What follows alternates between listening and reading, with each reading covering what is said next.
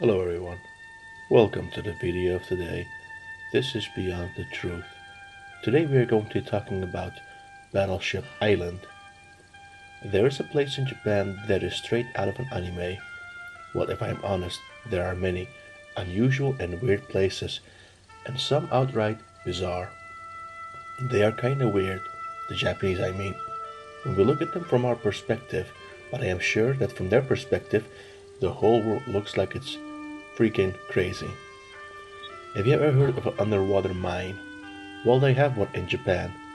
And furthermore, we have all seen it. It was used in Skyfall. This tiny island sits on top of a huge coal deposit, and when the country was putting all of its chips on industrialization, they needed the coal, and they needed so much of it. So, apparently, they found a way to get to it from under the sea. Just one thing is bugging me about this whole thing. We have a mine under the sea. The tunnels are under God knows how many meters underwater. You have miners doing the digging in said tunnels. How is it possible that those tunnels don't get constantly flooded? Hashima Island has a complicated history, but what's abundantly clear is that when humans leave, buildings will crumble and nature will flourish. 9 miles from the city of Nagasaki sits an abandoned island, void of inhabitants but steeped in history. Hashima Island, once a mecca for undersea coal mining, was a sharp representation of Japan's rapid industrialization. Also known as Gunkanjima, meaning Battleship Island, for its resemblance to a Japanese battleship. Hashima functioned as a coal facility from 1887 until 1974. Coal was first discovered on the 16-acre island in the early 1800s. In an attempt to catch up with Western colonial powers, Japan embarked on a period of rapid industrial development starting in the mid-1800s and utilized Hashima Island for the endeavor.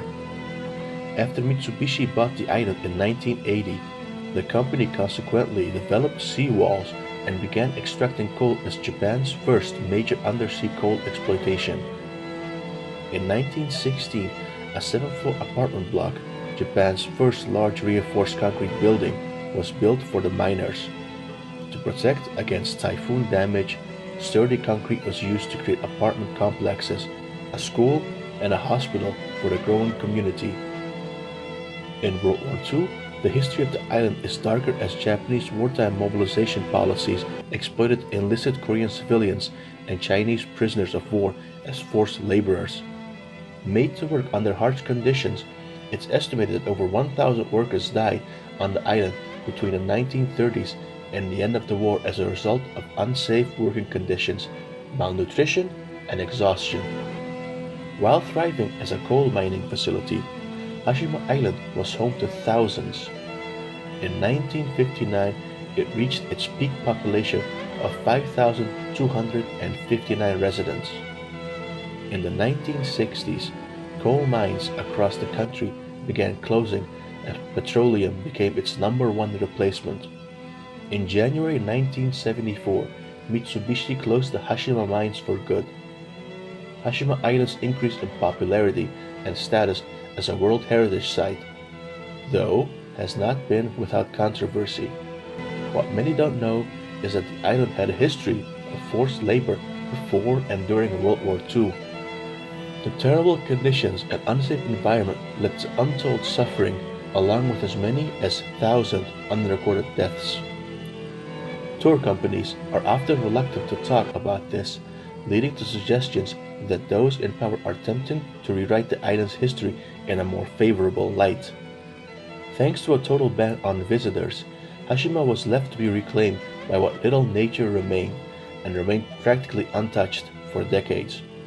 The eerie atmosphere of an industrial town where people seemingly disappeared mid-lunch eventually caught the public eye, and brave individuals started slowly but surely exploring and taking photos. With crumbling ruins, not to mention abandoned mines, unregulated visits were an accident waiting to happen.